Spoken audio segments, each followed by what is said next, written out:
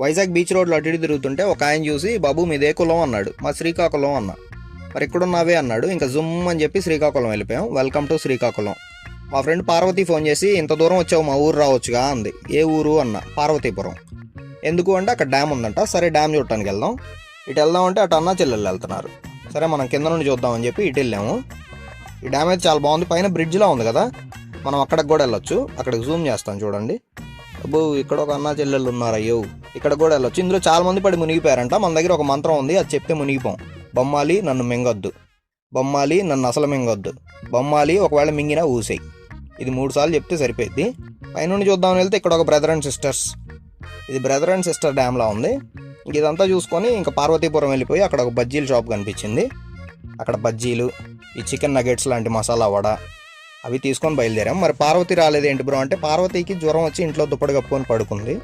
మేము వచ్చిన దారిని వెనక్కి వచ్చేసాం.